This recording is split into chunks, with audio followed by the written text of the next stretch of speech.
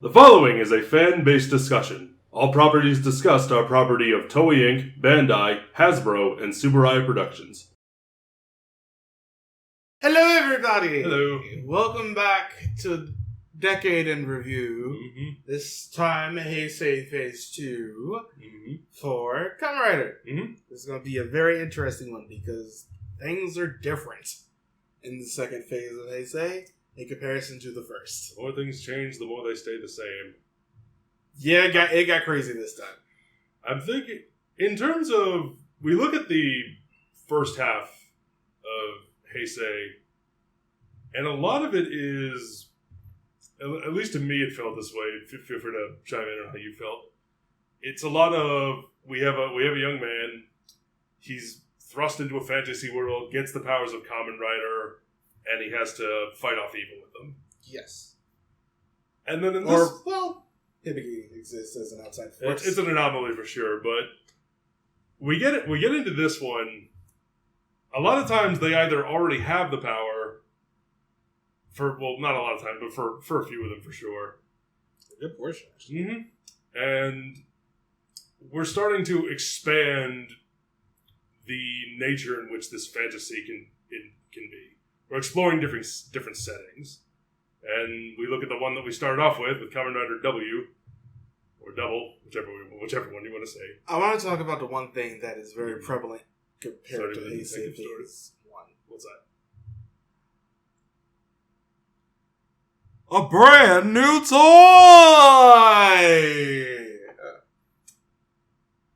You are not wrong.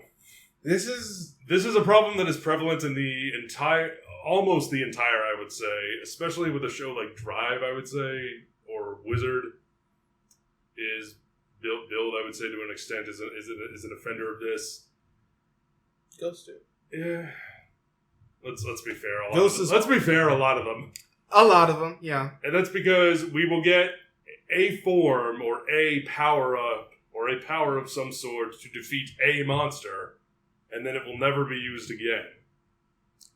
I just want... And that's something we do see a lot here. I just want my brush and force it used more.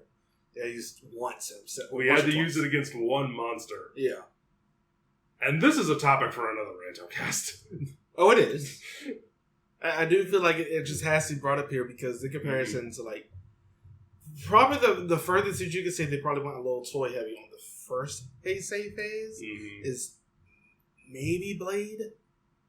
But that was cards. And they all had a use. And they all did tend to get used multiple times throughout the show proper. But this one, just like, we're just going to give you something and use it once. Enjoy. Looking at you, Forze. I brought up the pen, the ink pen. I guess it was a brush, rather. Because I for some reason, I really liked that one. But it only ever got used like once or twice. Drive. The whole thing with just like, this one's so important. And he's been out scouting and stuff. The first half of Drive is really toy heavy and it hurts it. Really not a fan of how that story progressed. The whole thing with form changes as well. You can even look at Ghost, no matter how much I don't want to.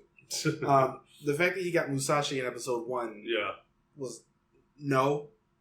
Really didn't like that. He just got the power. You don't need to introduce a form in the same episode.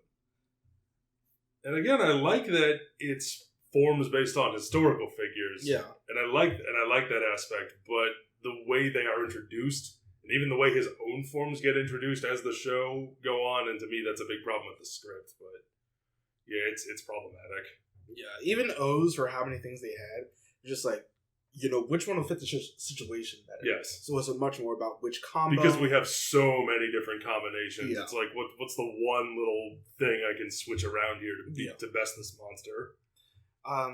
Another thing that comes in with this one, 2 riders, 2.5 riders, 2 riders, 2 and 3/4 of a rider. A lot. Guy a lot. Gaim changes that, and then we're back to just like 3 riders. 3 more or less. A lot again. Yeah. Yeah. There were a lot. Yeah, in both of these shows, but Zio's... And even if they weren't riders per se, it was still... Build was people fighting people in some sort of a powered-up form. Oh, that's a good one. We can actually talk about that in a second. But yeah, it's just like they really magnified the amount of riders that they were getting. We did have Hibiki. Don't get me wrong, Hibiki had a lot, especially if you bring in the stage shows. Oh, yeah. But when it ends up coming to the show proper, it's just like, God, all in. Let's go. We're doing all of the riders. And I honestly think they did help in some cases. Even if you did end up, putting some between a rock and a rock. A rock and a slightly frownier rock. Yeah. You end up having, like you just said, you end up having all these random forms that just get spread out. At least with all these other riders, you're spreading the forms around. So it's not just... It isn't just guy who's getting grape and melon and banana and all this other stuff. We're splitting it up a bunch of people. We're not in another 40 situation where we have 40 switches, but we only use at max maybe 10. Yeah. Getting back to what I was saying about the story, the way it was, young man gets powers. There's the fantasy world in the first half. It's like a hidden fantasy world that's like hidden just below the surface, but it never felt completely well defined. For the most part, it's just sort of like there, and it's fantastical. There's monsters. There's maybe an evil organization or something like that plotting behind the scenes. And then we get into W, and it's a detective show. Yeah, we're using Kamen Rider's powers to solve mystery. We get into O's, and it's ancient kings and the powers of nature that have been used to subjugate other people, and how we can switch that and use it for good. We get into Forze, and it's the science, power of friendship. Power of friendship, but it's power of friendship. It's high school. It's a live action anime, and it's also space and science fiction. We get into Wizard, and it's magic. It's like truly, like they, maho, as they say. It's truly magic. And then we get into Gaim, and it's a samurai movie with a bunch of warring factions. Drive, it's a police procedural. Ghost is, fantasy is like historical fantasy with a little bit of like Buddhism, and I would say also like mysticism as well. Yeah, mysticism, spiritualism thrown in there as well. X-Aid, video games, and doctors. Yeah, it's very and fighting a virus. It's a medical drama with video games. It's Trauma Center. And then we have Build, which is like full science fiction. Like we're actually on the ground, we're inventing things. And then we get to Zio, which is a time travel story. So we're still getting this young man bestowed with powers, has to fight evil in some way, shape, or form. But we're changing it up every time. Yeah. And so it's like we're still in our comfort zone, but we're like expanding it ever so much. And that was something I liked. The way we're able to take something that we've established and we're able to just build on it and twist it in interesting ways. This, especially after the first couple, W did do it as well, but weirdly different. This is a very human versus human era. Yep. Very person versus person. Not so much the monsters. I mean, they're usually monsters. It's less like there are the organizations at play. Like you have Museum and W. And we have the Greeds. We have Yggdrasil, whatnot. Era. Like the various factions that play and Build and so on and so forth. But we are taking the monsters are people. Yeah. We are we're like using these monsters as a way to expose the dark side of humanity. Yeah. And that's ultimately what Kamen Rider is fighting against, especially in something like W. And then, like, just coming off of that, you also end up having, like, the occasional moral question coming out. If this era included 01, I would focus a lot more on that. Mm-hmm. But Drive especially is, like, at the end of the day, Heart's, like, his whole thing was just wanting to be, accepted. Mm-hmm. And the big moral question is there, and we're going to talk about it once we review 01 probably in January. Mm-hmm. Like, what does it mean to be human at the end of the day? Mm-hmm. And I love that question that Drive brings up. I just think that 01 encapsulated and handled it better than what Drive did. Quality-wise, sometimes it will, depending on the person.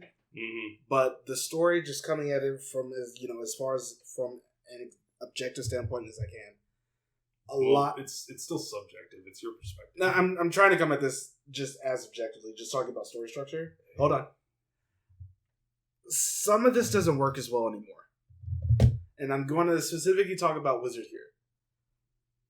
The way that the story is structured in this show, and this is really the last of two-parters, doesn't work anymore. Because we look at the first 4 shows, WO's Heisei Wizard, it is part 1 is your setup. That's here's our monster for the week. Here's our victim for the week. How and what is the plot and what is Kamen Rider going to do to try and solve this? But at the end of it, they're going to get away. Yeah, there's going to be some sort of twist where either the monster gets away or someone will try and stop the monster, or another threat will appear, and then eventually will Rider kick him in the second episode. Yeah, and in that regard, Wizard does kind of feel like the end of an era. Yeah, for as short as it was, because it lasted from Den-O through this. Like, for a lot of these other ones, at least there's some payoff, but I felt like the story structure, just like you said, I'm going to add one thing. We're going to put at the end of like either episode 1 or episode 2, the main villains out there doing something plotting. Yep. But it's like, and it's always that same scene of them just kind of standing around in, like, whether it's a park or a factory or something, or underground, and somebody is just kind of like walking along like this. Yes, evil thoughts. And then another character will like walk in from the side and be like, villain number A, I see you plotting something. Villain number A. Yeah. Okay. Why not? Villain number A. Why not? I'm not going to question identities. Why should we? Villain letter 4. Yes, precisely. Villain letter 4. That's funny to me. I'm glad I could make you laugh. But yeah, it's just like, for these first 4, it's really the same structure 9 years every time. Mm-hmm. It does depend on the show where the payoff comes in. And in a weird way, Zio, I don't know if you felt this way, but Zio had felt like regressed to that. It did. At least for the first, it felt like 20 or so episodes. Yeah, because they did the same thing the Decade did. Yeah. Where it's like every 2 episodes is, just the return to... It felt like that, and also a little bit of Wizard thrown in there, where we have like a villain we had the villain going up to our victim and saying, "Aha, I see you're in a spot of trouble. Yeah. Why not give in to despair and become a monster? Yeah. And or make a contract with me and become a monster." And Drive, of course, for the first half. But yeah, that 2-parter one is just like, you could really skip the first part and just watch the recap in the second episode. It doesn't even miss anything. I will say, I think it's a shame too, because for some of them, especially for I think the first 3, there's good acting, there's good comedy, there's good drama on display in those first halves. But that structure winds up hurting it. I think because you essentially have to keep waiting for everything to get resolved.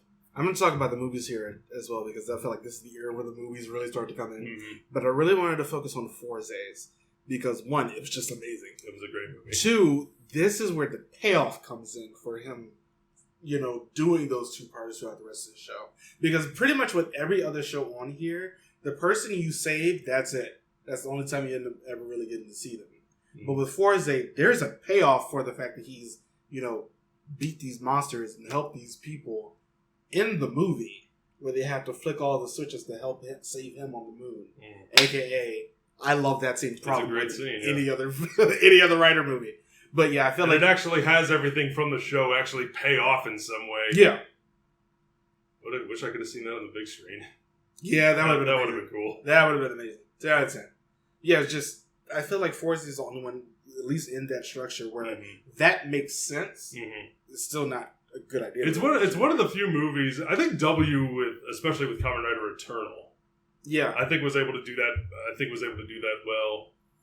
And O's, to an extent, was able to use the character of Eiji, and they were able to use his personality and his worldview as a way to help people on, somewhat of a bigger scale with I forget the name of the movie, the Shogun, whatever the name of O's movie was. Oh, the Shogun and the 21 Medals. Shogun and the 21 Core Medals. Yeah. All right. Now, we haven't really talked about two of these. Mm. And there's a reason, because we sort of want to save them for last. Gaim and X8. And probably Drive's second half. Uh-huh. I'll throw that in there. Right. Build exists. We're going to talk about that. We're going to place it to the side, put it away. Thank you for its service, and never talk about it again. We're going to recondo build. Mm. But Gaim. Now, I did say in the review... Pick it up. Does it bring you joy? Yeah, no. Then throw it away. Gaim is a lot like Madoka. Mm-hmm. It's no fault of the show itself. That's really Gen Urobuchi's style, at least for this type. Mm-hmm. Because Gen took Madoka for Ryuki. Mm-hmm. And then we got Gaim for Madoka. So there are themes he likes to reuse if you're familiar with his work. by the transitive Gen Urobuchi. property, Ryuki is Gaim. that's where we're coming from with this. No, I'm kidding. But yeah, it's just like there is a very, hard story structure. Like with Mommy dying in Madoka, and then we have Heisei's death Yes. in Gaim, and everything that ends up coming after that, including which ends up being a lot more world building, but this time with Gesundheit, Thank you. with less time travel. Because that's how Monica's third movie happened. Yeah. But Gaim's story is like, it's such a good... I will honestly, and I will keep saying this, Gaim is such a good watch because the story just works. Mm-hmm. In this case, don't fix what they broke. And I feel like, Monica's story was good, so it works here in Gaim. It's just the fact that the parallels are obvious. Mm. So, yeah, I still say that Gaim is a good show. I still say it's a good watch, honestly. But yeah, you just see all right, we're coming off of these first four with all the two-parters. Let's do a continuous story. And let's make it work. And they honestly did. I really enjoyed the twists and turns and the Michis that we got out of this show. Fair enough. Drive second half did come next. The Drive is such a weird blend. It is so strange because that first half is so weak. Yeah. The first half and then you get to the second half and it does delve into... It's a little bit deeper. It's more character focused, less about let's fight the monster, get a new form, more get a new toy. More let's focus on the characters. Yeah. I honestly think that Gaim's second half is when it's just all right, I like the Roy Mutes as villains, except Medic. I just don't like her. But yeah, I really liked Heart. Mm-hmm. I thought he had a lot of heart, and it really, his actor really brought that. And I really appreciated him. It's all right, you're really bringing this story to life for me. And that's when I really started to like Shinosuke and Kiriko and, the rest of the team as well. Mm-hmm. But yeah, that first half makes it a little bit hard. And Gaim feels like Drive feels like such a weird halfway point between the two. It is because it's such a weird merger of the first five that we got before this, because that first half toys. It's not so much just toys, but it is Monster of the Week, Victim of the Week. It's a police procedural, cop show. But it feels like they were figuring out how to take the two-parters and put them into one episode. Yeah. And it didn't quite work. No. X8, however.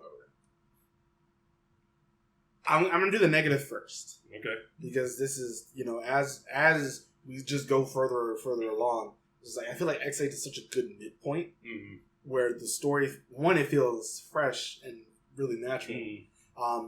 We've never had a medical drama. Never had any kind of the way they, because a lot of Kamen Rider, a lot of them do feel like live action anime, Forza especially, but the way they lean into the the spiky angular designs and the super bright colors of the suits really makes it stand out. Because you look at the ones that have come before them, the suits are all colorful, they all look nice, but it's that hot pink and that neon green and yellow, that super bright green that really just grabs your attention the instant you see it. Yeah. Whether or not you like it is, purely subjective, but the story itself, just outside of that, is just looking at it, exactly how we got from point A to point T to point Z. It's like they really learned their lesson. Yeah. This is where they figured out, okay, well, what if we start, because it is very clearly divided up into arcs. Yeah. Which is something we don't really see in Toku all that much. We saw it in Gaim. We did see it in Gaim. We've seen. Not that we haven't seen it, ever, but specifically, you look at Neo Heisei, you look at what's come before. There is never a super clear break between here's where this thread ends and this thread begins. Yeah, it's there sometimes, like Gaim, for example, but you look at X8 and you could literally pull a marker out and draw here, like the pediatrician. Then we move into surgery, and the way that moves on, and the way the characters evolve, and the way that we are able to call back to previous things, and the way that we're actually the way that we take forms and make them useful and keep them useful within the context of the story, is something we don't see in Kamen Rider all that much, I feel. Yeah. And I feel like this is where it reaches its apex. Because you look at it, as much as I love a show like O's or W, I think O's might be a better example here, even Forza as well, where it's like we have our one switch, our one metal. We're not going to use it that much. We can use it in this situation because it's got this power that can do this thing, and that's the one thing that might help us find the monster, and we'll beat him like 0.1% faster. Yeah, as opposed to X-Aid, where the way we have this virus and the way the way it is introduced and the way that this form has been built specifically to combat this form of the virus. Yeah. So it's not like we're not doing this because it's like, oh, it's got this one ability that's slightly more effective against it, like O's using the claws instead of the praying mantis cutters. It's like, no, using the claws might, it'll do a little bit more damage. It's like it's like equipping a better sword in an RPG. Yeah. Versus like something like Devil May Cry, where you got what you need, like you have your tool set and you just have to use that effectively situationally. Yeah. If that makes any sense. With X8, I hope it did. With X8, like I said, I did want to say the one negative thing because Chronos sticking around for as long as he did after he got Hyper Muteki. It sort of gets explained in the show if you know Imu's personality. Yeah. Where he really knows, like, the only way that he can think of at that moment to fix this is to kill him. Mm-hmm. And he doesn't want to do that. Right. So Cronus is having to be the one to do it to himself. Yeah. Only I can kill me. Only I can kill me. Yeah. That's really just, like, it makes sense in terms of the story, but it does get a little frustrating to watch. Mm-hmm. That's, like, the main thing. We're also building off of, because W was the first time we ever had the, two people, same rider. Yeah. X8 in a way is the same thing. Because we have M and then we have Emu, Genius Gamer Emu. Two sides of a personality, which we later find out was in fact Barado. Yeah. And it was literally two people. Yeah. And the way they were able to expand upon that and put that into context was, I think, very well done. Yeah. That twist, once it happened, was just like, it was so well done because it just wasn't seen before, and I really never seen anything like that in Rider. But having that happen, you're sitting here like, what? What just happened? Oh my god. I mean, you talk about twists, and something like W, I would say, when Nazca gets killed. Oh yeah, because that was. I think like that might be like the first big twist of the Neo Heisei. Yeah. Yuya was a big one. Hase. Also, how they lampshaded that for so long, and then we find out so much later, and then in retrospect, it's so much worse. In Forza, you have Meteor. When you have Meteor kills Forza, yeah, the secondary rider actually manages to kill the first one for reasons of his own, and then. Can you think of another one that really jumps out to you? They tried to do it with Gremlin. Nobody cared. Gremlin, I would say, but also like Koyomi's origin and the Philosopher's Stone and the truth, and, the truth behind all that. There are people who like it. I'm bringing it up because I know there are people who like it. I'm trying to think of any other ones. It's like X8 just sort of does it so well. They try to do it again and build with. You're an alien this entire time. We haven't really talked about that. And then Drive, they kill the main rider off, and then they have to resurrect him. And the next episode, I think that you didn't wait long enough. And also, I feel like it's just when they did something like that before, they did it in Kuga. it just meant a lot more. I feel like it happened in Drive. He dies, and just like there's almost an immediate solution. Mm-hmm. That's what I was trying to get towards. Okay. When they do something like this, usually it's just like there's almost an immediate solution to fixing this. And you gotta go fast. Yep.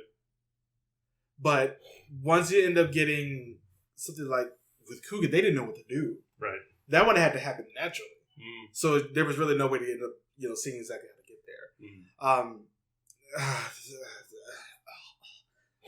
I don't want to talk about it. We got to. It's not even really just talk about it. It's just like how this show is structured in comparison to a lot of the other ones that come before and after. Build. I talked about repetition with Kronos constantly getting away, but I felt like there was much more of an in-show reason for why that happened. I feel like with Kronos getting away, he was because of his power set. No, it's just like sometimes Amy would just let him get away. Well, that too, but also like I feel like his power set lends itself well to him being able to get away. Yeah. The way he's able to stop time. With Build, though, there was so much happened, but so much also didn't happen, and then it happened again. And then we're at the point where he's just like, I could kill everybody, but I won't. But the threat's there. And then he runs away. And then Thanos has the gauntlet and all the stones, and he's like, oh, oh. But with I'll do it. It felt like, what is a good analogy, a good metaphor, or a simile, rather, for Build and his relationship with the Volt? It's like constantly being denied like a piece of food, but once you get it, the food is rotten. It just wasn't worth it. Yeah, it wasn't worth the effort. It wasn't worth the struggle to go through to try and get that. Building to become you're going to make your chocolate chip banana bread. You get all the ingredients. You set some time out for your day. You're all ready. You get all the ingredients ready, and then you're like halfway through making it, and then you realize, oh wait, I forgot the chocolate chips. You mean me tomorrow? Because I'm eating it tomorrow. But yeah, with Build, it's just like it felt like it took a little bit from everything that came before it. Let's take Brave's whole arc and give that to the secondary writer and really not do anything with it except for one time at the beginning and like maybe in the movie. But who cares? And then the whole thing with Build is just like, let's give him a lot of the anxiety and struggles that Gaim had after he found out that he killed Yuya much later on the show. Let's give it to him and have one really good episode, but the PTSD isn't done well enough because we have the whole him putting the bottles thing. They didn't really know where to interject the comedy. And I think that sort of hurt more than anything else. And then we end up getting the other two writers and you're just like, I'm frustrated and sad. I don't know. Zio's a struggle. Zio's a pain. We just did our review. Yeah. But this is the problem when you're doing an anniversary season like this, where I think Decade did a little bit better. Because of the fact that they were all AR, we can sort of have our own stories with them. With these ones, just like which is just such a weird choice. In Zio or Decade? Zio. With Zio, though, it's just like, the story's already happened, but something's weird with it now. Ooga booga! And that is just so bizarre, because you look at the way, like, the setup is so perfect for him to be able to go back when these Kamen Riders are at their prime and have a quick one-off adventure with them, learn some sort of a lesson, learn what it means to be Kamen Rider, and then come back and how will he take that and how will he grow as a character? To become king. We're going to talk about that a lot more once we have to get into how we fix it. But with this show, it's just like, it feels like it wants to be Decade 2.0, but instead it's like Decade Beta. Like, even Decades in this show is like, what the hell is happening? Zia was such a weird one in this era on. Like, I understand exactly why they did it. It makes sense. It's the 20th anniversary. I mean, come on. But it's just the approach was really, really strange. Yeah. And it didn't help it. That's the main problem I had.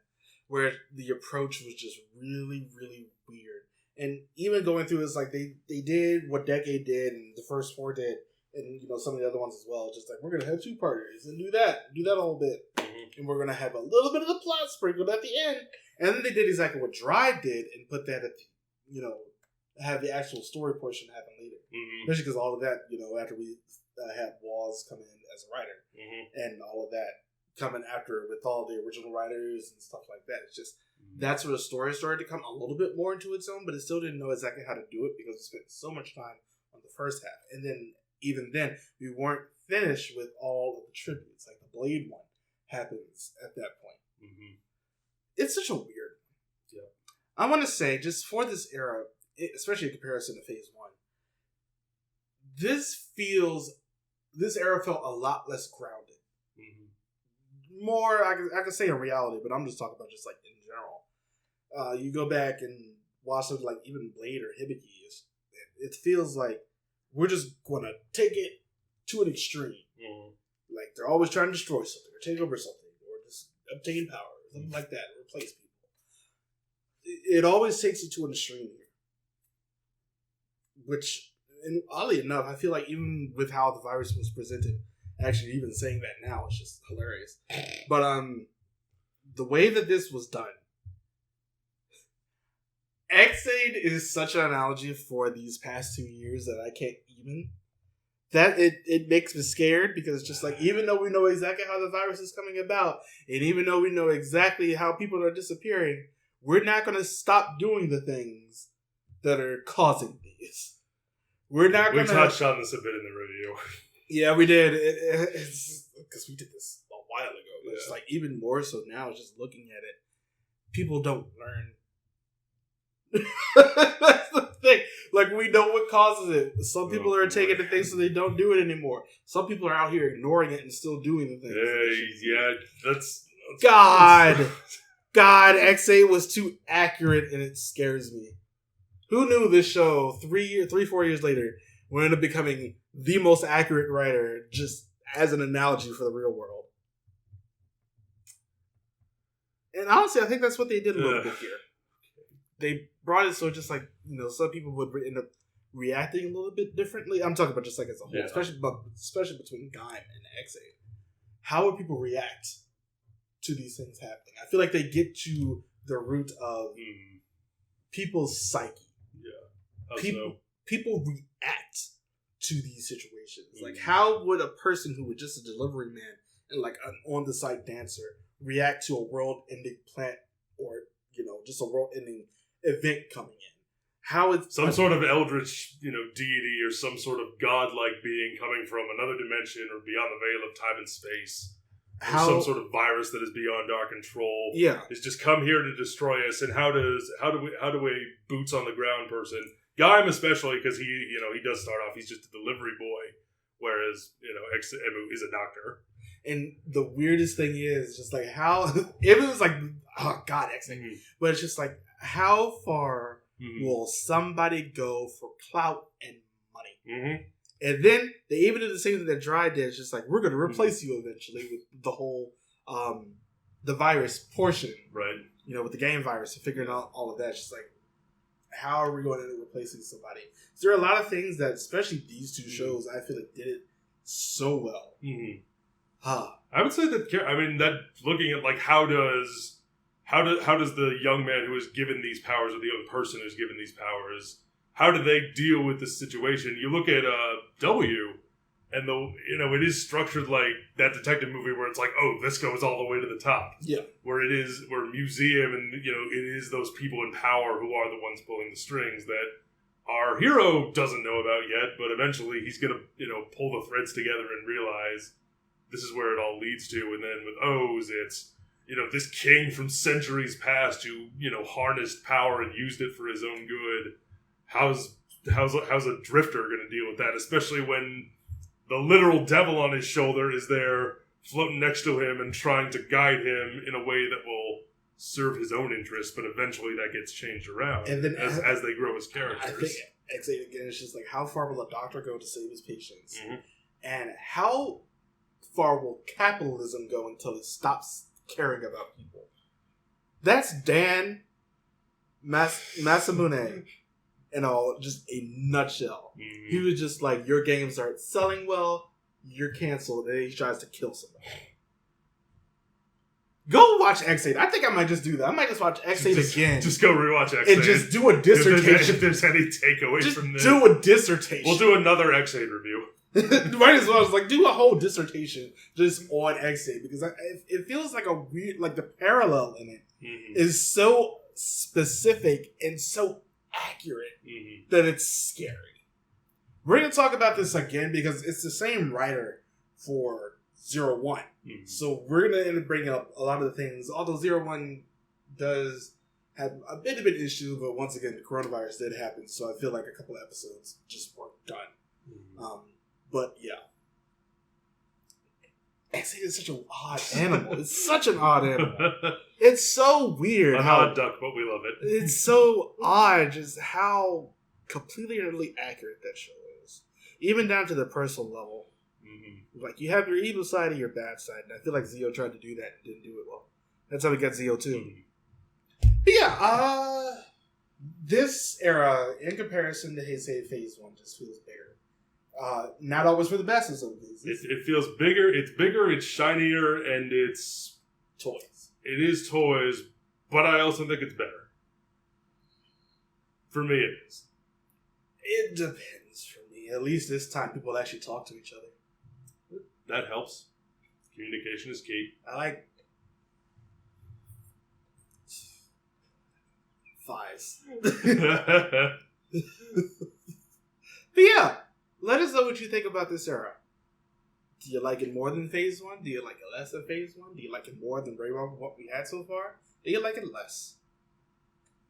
Let us know in the comments below. Please do. And don't forget to join us all the things.